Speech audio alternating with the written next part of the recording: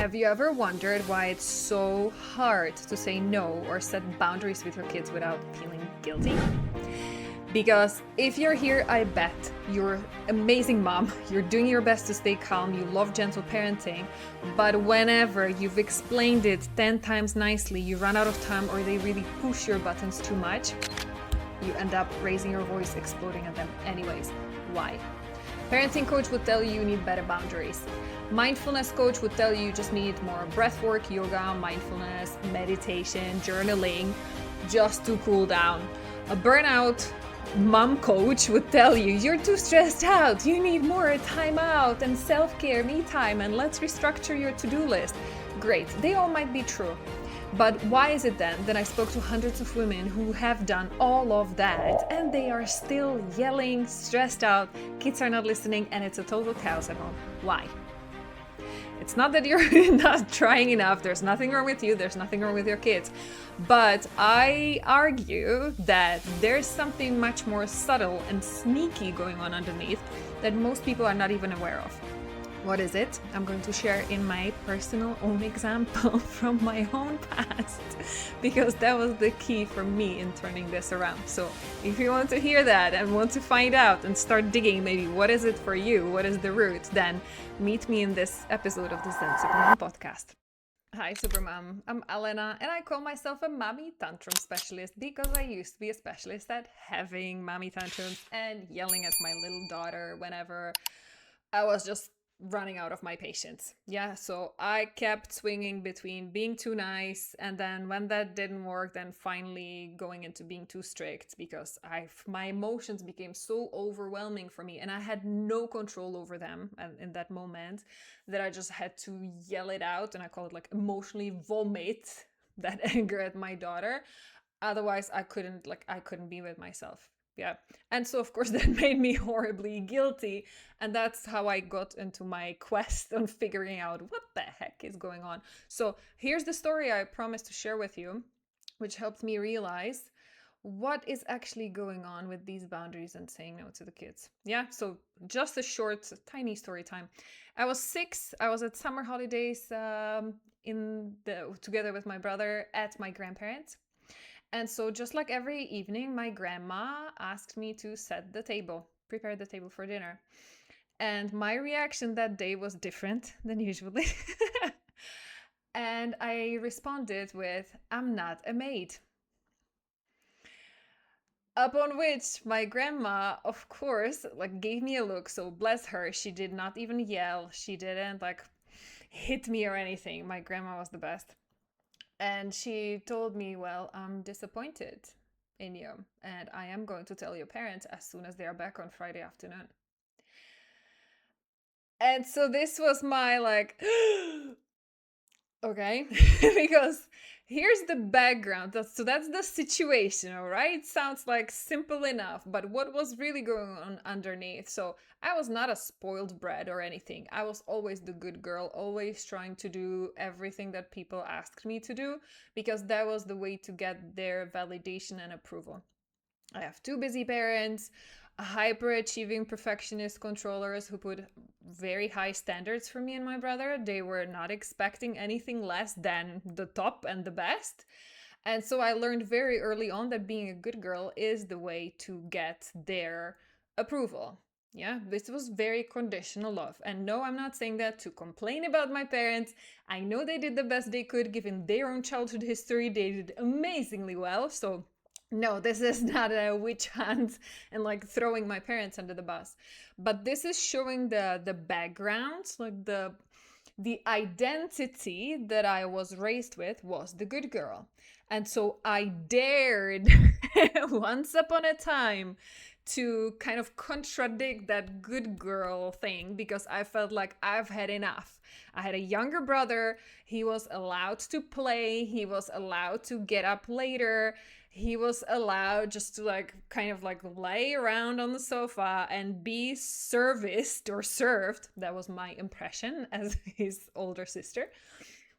And there was a different level of standards, expectations, and commitment, responsibilities that was expected from each of us. And at that point, why I responded to my grandma this way was because I felt, what the heck, this is not fair.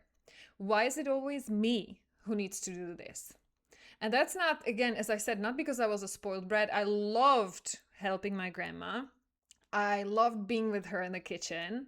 I loved making her happy because, little background story, I was the only girl in the family. So my grandma had two sons, my dad and his brother, my uncle.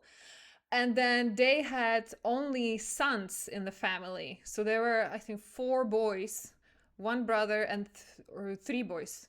One brother, two cousins born before me, and then my younger brother was born after me. So there were only boys running all throughout the family. I was the only girl. So I know that I got special treatment from my grandma. I even, like, physically, my face, they were telling me, I looked and they showed me her younger pictures of my grandma when she was younger. I even looked like I have the cheekbone structure, everything. That's my grandma. So we had special connection. She taught me so many things. I have nothing but, like, gratitude for her, right? She taught me how to sew, how to crochet, it's like so many things, right? So I would never want to disappoint her. But in that moment, in that one particular memory that I have of the past, of the summer holidays, I just dared to say no. I was like, I'm not a servant. And basically, what I meant underneath was, like, this is not fair. This is not just. Why is it me always having to do these things while my brother doesn't do anything? He doesn't have to stop playing and come help. This is not fair. Right? So, as I said, bless my grandma, she didn't yell, but her response made me feel ashamed. Like, how dare I, not being obedient, helping girl who puts other people first? How dare I making it about myself and my ego? And it also made me feel not heard, not understood, because I felt like this injustice is kind of normal for everybody. And there was more. I grew up in Czechoslovakia back then. And like, especially if you know anything about our Easter culture, that could be an entire different podcast episode. There's so many gender differences in how boys and girls are raised. And I felt it so deeply. I could see it, that difference. It was so remarkable. It was incredible. And I felt it already since I was a little girl. So this was the accumulation of me speaking up for myself. I felt like I'm standing up for myself, kind of like, I've had enough. How come nobody is seeing this? This is not fair, and somebody hear me. But nobody did. So, especially because it came out this way, especially because the reaction of my grandma was not, in a way, it was not personal. It was not, she didn't shame me like, you're a bad child. It kind of came across to me like, kind of like, how dare you question this? Like, this is what it is. This is the situation. This is the world we live in. And like, why would you make it about yourself? That was the message I got underneath, right? And then, yes, she did tell my parents as soon as they arrived on Friday afternoon. She remembered it. It was like 2 or 3 days later. And this was the first thing she shared with them, that I dared to say that I'm not a servant. So I was ashamed then for a second time, because I had to have this conversation with my parents that went basically exactly the same way. I was not allowed to, there was nothing I could do to defend myself. It was basically blame and shame on me, right? So why am I sharing this with you? Why is this story important? As I said, not because I want to throw anybody under the bus, not my grandma, not my parents. I'm also not sharing that because I would want you to start being scared of every single word that comes out of your mouth as you talk to your kids. Absolutely not. You're having already more than enough pressure trying to navigate this parenting thing without traumatizing and killing your kids too much. So, no, I'm not saying that so that you become completely panicky and hyper vigilant every time you need to set a boundary or like correct your children's behavior. I'm not saying that because of that. Why I'm sharing that is because this is really not about the kids. Why I want you to see it, because this is why you are the way you are. I realized this is why I am the way I am. I did not suffer any childhood trauma. I had an amazing, happy childhood. I have nothing but amazing memories and so much love for the people who took care of me. Okay? However, the subtle messages, the generational beliefs about what are girls supposed to do, how are we supposed to behave, how we can express ourselves, or how we should not, how it's not okay to stand up for yourself. I also learned how it's not okay to trust my emotions because I felt this injustice and this anger. I wanted to step up, I wanted to speak up, and it was like an emotional slap in the face once I did. So I learned, well, it's not safe. It's not safe to trust what I'm feeling. I need to put that down and keep the public facade.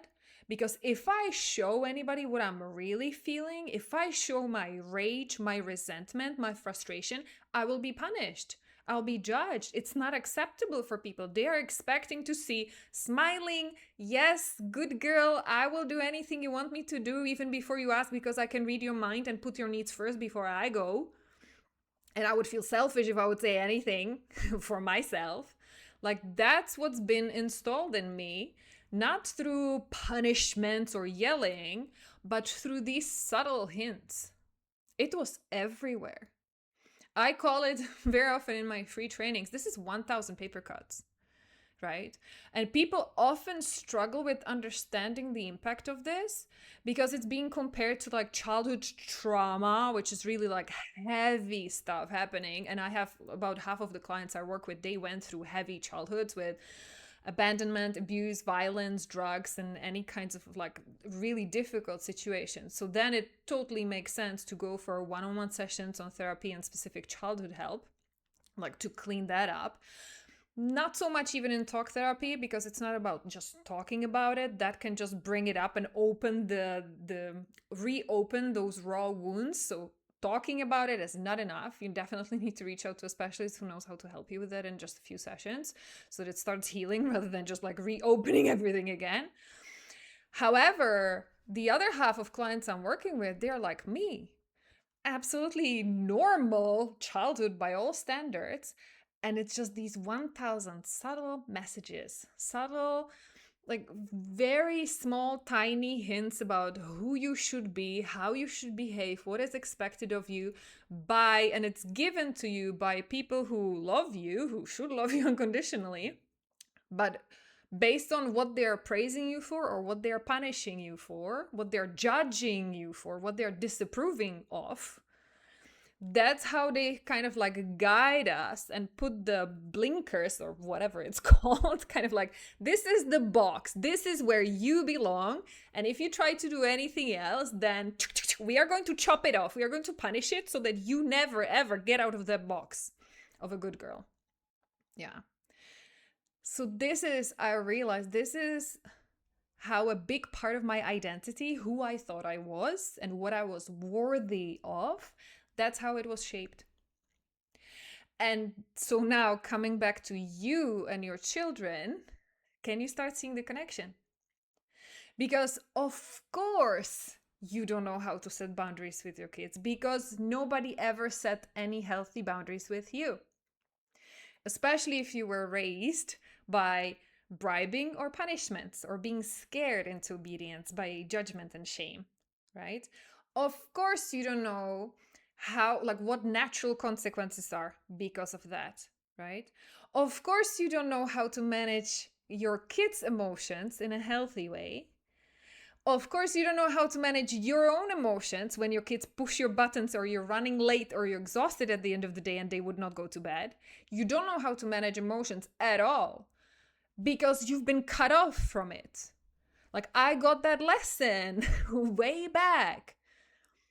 Basically letting me know I can't trust my emotions, because what feels like really injustice, anger in my body that I wanted to express and I wanted somebody to hear me and help me navigate that, it was shut down. Like, not okay, girl. Not okay that you're angry. Not okay that you're talking back. Like, go back to your room and come back when you're nice again, because I don't want to be looking at your angry face. That's not nice. So get out of here. That was the message I grew up with. And again, not blaming my parents. That's the traditional parenting way they've been raised upon. So they did the best they could with what they knew. But this is the impact. We were not raised watching any healthy role models on how to manage emotions. We were raised by giving this heritage of generational beliefs about who we are, what we are worth. And this one specifically is a people pleaser. Duh. People pleasing, generational belief, or stress pattern, because we use it, and you check for yourself if you're using people pleasing specifically, and especially in situations when you feel like you're at risk. You might not be good enough. People might judge me. I need to do something. Then we apply people pleasing as a strategy to overcome that fear of not being good enough. That's why we take care of everybody else. We make sure their needs are met and they are happy. We feel responsible for their happiness. So that whenever our kids are showing any sign of like dysregulation, any sign of unhappy emotions, we feel like it's our job to immediately rush and repair that. And whenever we feel like, I'm too tired to give a damn, then you feel guilty. Then you judge yourself that you're not a good enough mom, right? Even though that is your boundary, you have the right to take some time off and take care of yourself and say like, no, I've had enough. But you feel guilty if you do that because it's like, I should be helping my kids first, right? So this is how these generational patterns are impacting us as moms. We can't be the healthy role model for our kids on how to navigate their big emotions, how to navigate their boundaries, how to feel into their identity and help them really grow up into being these confident, healthy self-confidence, right? Not the arrogance, like spoiled narcissist, but also not the doormat, shrinking, too scared, like, am I too much? Maybe, can I say one word, maybe, right? How do you want to teach your kids what healthy confidence is if they cannot see that in you? You can be giving them 1,000 hugs and telling them I love you because nobody said that to you in your childhood. But the moment you yell at them because they are struggling with their emotions, it's undone. Like you undo all of that work, right? This is why it's so important. And that's why I will keep talking about it for as long as anybody will listen. Yes, all of these people are correct. Parenting coaches who tell you you need better boundaries. No joke, you do. But you will not be able to set any boundaries with success. Not healthy boundaries, and not when you are under pressure, which is when you need it the most. Unless you really look into that pattern. What stops you? What prevents you from setting healthy boundaries? What are you afraid of will happen if you do? Right?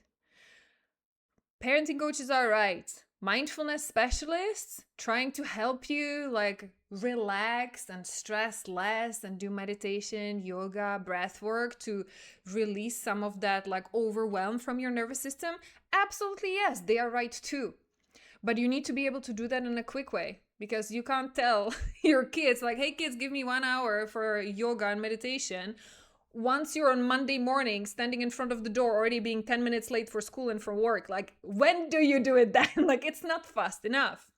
I work with super busy, overwhelmed super moms who are expatriates, divorced, separated, multiple kids, ADHD, kids or them, crazy hormones, perimenopausal or postpartum depression. Like, you do not always have the luxury of having a 1 hour of time before your kids wake up. And even if you do, you take 1 hour for yoga or meditation before your kids wake up.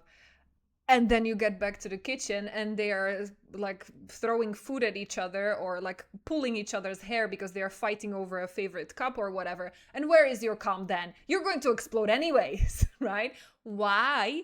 Not because you're a bad mom, not because they are bad kids, but because there's this generational autopilot that is still running deep down in your system, right? So that's what needs to be rewired.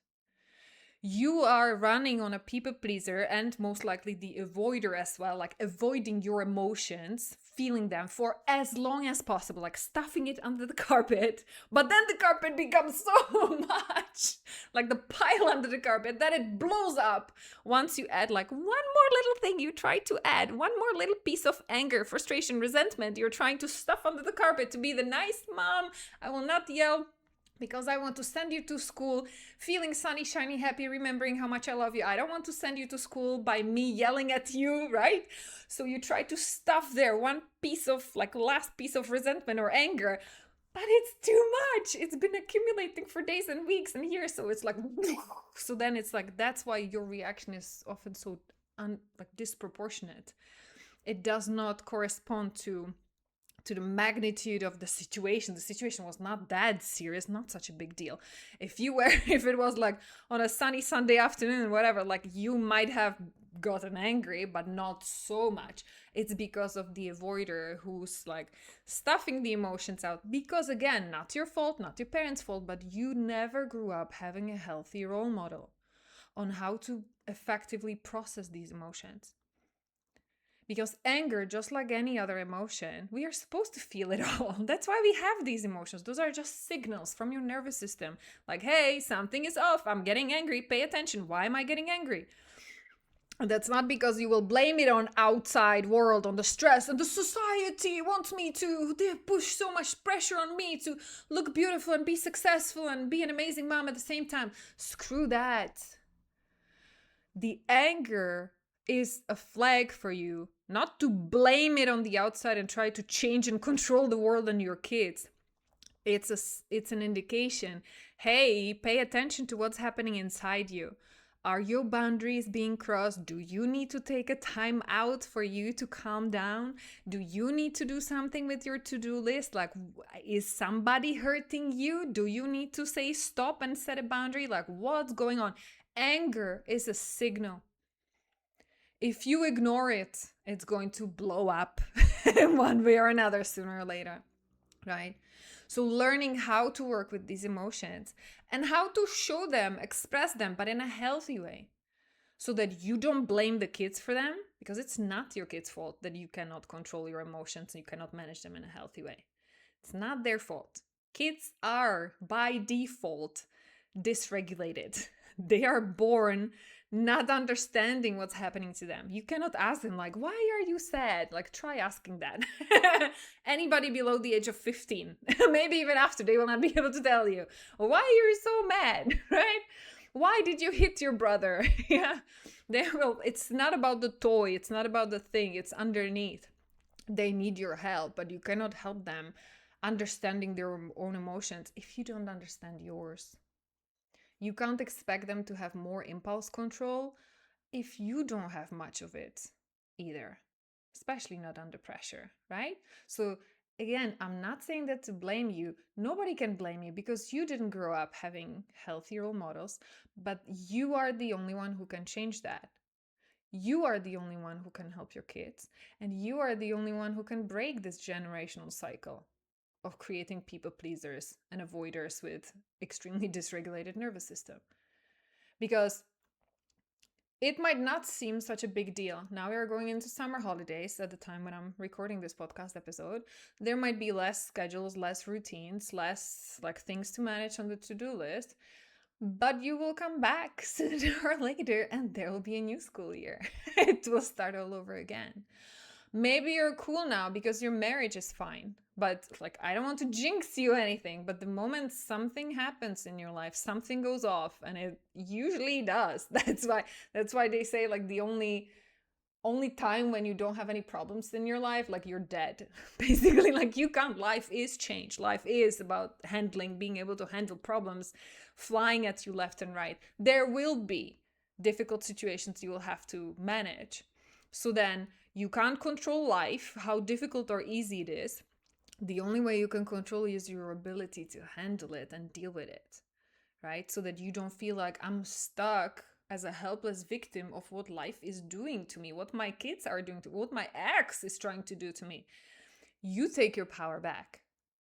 You are the only one who can. And then the good news is not only that's the best way how to help yourself to start actually realizing I have some choices, even though this situation is so messed up. I have some healthy choices to make. I can create more muscle. I call it mental fitness because it's like muscles. You're building the neural pathways in your brain so that you can stay calmer even in increasingly more difficult situations. But what's even more important is that by doing so, especially when it gets tough, you're showing your kids, hey kids, yes, it's possible. And yes, it's tough. And yes, you just messed up by hitting your brother, or we are going to be late. But there is nothing in the world that could make me stop loving you. That's like the underlying message. Only then at that point you can implement that parenting advice, which is all about nurture the kids and connect with them first. You can correct the behavior, but never shame or blame or judge the child for having the emotions in the first place. Their emotions as well are only indications about which of their needs are not being met. Those parenting philosophies, absolutely, they make perfect sense. But you will not be able to see that because unless you rewire this and you get control over your own nervous system, whatever your child does, as it triggers you, as like they push your button, it will feel like a personal attack to you. You will not care about which of your child's needs is not met because you will feel like, I'm the one who's suffering here. Like, I'm the one who this is being done to me. This is not fair. Again, like I felt, this is not fair. Why is it happening to me? Why is it always me who needs to do this and not my brother, right? This is how it links to your own childhood. It will keep coming back to you in the present.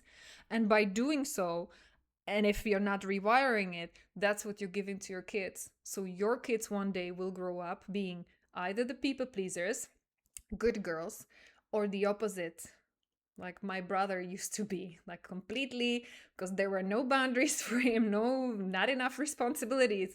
So he was the one who was just floating in between and ignoring the little boundaries that there was. He was the rebel child because he was the second born. I was the firstborn, responsible, hyperachiever, good girl by the book. And because that place was taken, my brother being younger by default, being slower, less smart in the first few years, of course, then he caught up. But he just resigned for the good kid place. He became the rebel kid, right? So watch out not to instill this into your kids, because then if you have more than one, you will see one of them will be the exact reflection of you, and the other one typically will be the exact opposite. And you'll be wondering, like, what the heck did I do wrong? Right? And part of it is natural temperament. However, it's proven scientifically, a lot of it has to do with how your own nervous system is wired. Kids do respond to that. Yes, that part is true as well, right? But you hold the keys. You as a mom, sorry dads, yes, this is for you too. Absolutely, clean up your own generational stuff as well, because it's not your fault, guys. I'm not a man hater here. You have been through your own like share of generational BS. But you, mom, no matter how loving the dad of the kids is biologically, you are the one who sets the tone for the home. Yes, especially when it comes to emotions and nervous system regulation. Yeah, so that's what the good news is. You actually have much more power than you thought. Isn't that amazing? Very good. So if this resonated with you, if you want to go further, I would invite you to check out any of my previous podcast episodes, because no matter what I'm talking about, I will always bring it down to you, to those generational autopilots, like stress patterns. I always end up there because that's exactly the patterns I see in our clients, and that's exactly how I help them so quickly. Yeah. And then if you want to get more and start actually doing some of this rewiring, not just like hear about it, I'm going to give you a link to my priority list. We are right now running a beta program for Mental Fitness Gym. I call it this way. That's where we rewire these generational patterns. And I will be opening it for public at the end of the summer. So if you want to be notified first when we open that, and so that you have the chance to join us there and feel it for yourself as well, then let me know. We will be able to link it. Yeah, and always respond to me, send me a message. What memories did you dig out. As you heard me talk about my childhood, did it bring up any memories for you? Do you have as well like any memories about the people pleaser or avoider pattern, like trying to avoid feeling emotions? Or did you have other patterns? Because yes, they are more like controller, perfectionist, hyperachiever, right? So what is it that you remembered from your childhood, and could it be related? Do you see how that is maybe now repeating in your life as a mom, and how that impacts your kids? If yes, then let me know in the comments. I look forward to having a chat with you, human to human. I hope this was helpful. Take very good care, Supermom. See you in the next episode of the Zen Supermom podcast.